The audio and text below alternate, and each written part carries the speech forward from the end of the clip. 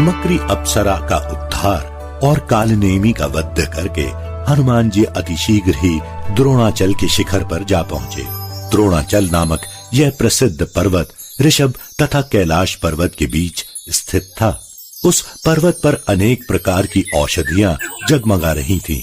उन औषधियों की चमक से उस पर्वत की अनुपम छटा बरबसी मन को अपनी तरफ आकर्षित कर रही थी। इस पर बड़े बड़े सर्प, भालू, हाथी, सिंह आदि सुखपूर्वक निवास करते थे। उस पर यक्ष, किन्नर, गंधर्व तथा बहुत से देवताओं का वास था। महर्षि, मुनि, तपस्वी और सिद्धगण उसकी कंदराओं में दिन रात ईश्वर की आराधना उपासना में लगे रहते थे।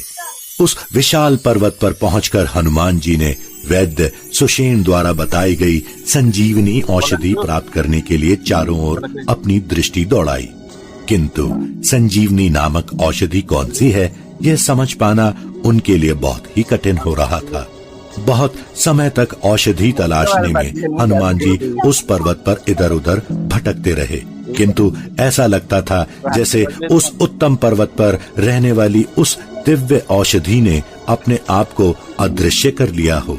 इधर रात्रि तेजी से बीत रही थी।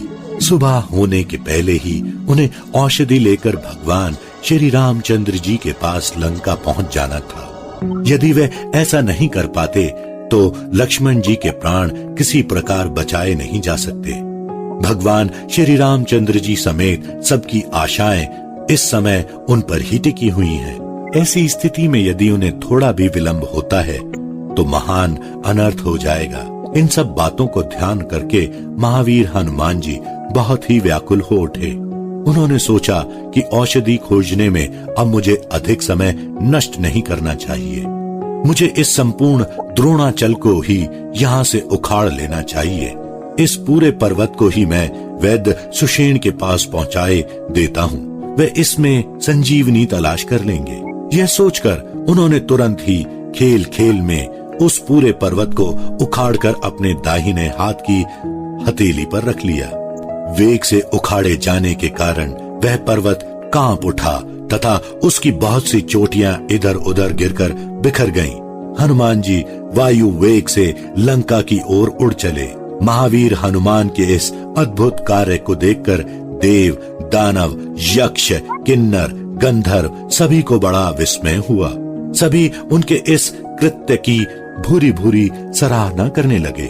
रात्रि के उस घने अंधकार में हाथ में जगमगाता हुआ द्रोणाचल तथा अति तीव्र गति से उड़ते हुए हनुमान जी को देखकर ऐसा लगता था जैसे आकाश में प्रकाश की एक रेखा खिंचती चली जा रही है। पर्वत रूपधारी महावीर हनुमान जी का यह स्वरूप सभी प्रकार से हमारा मंगल करने वाला है।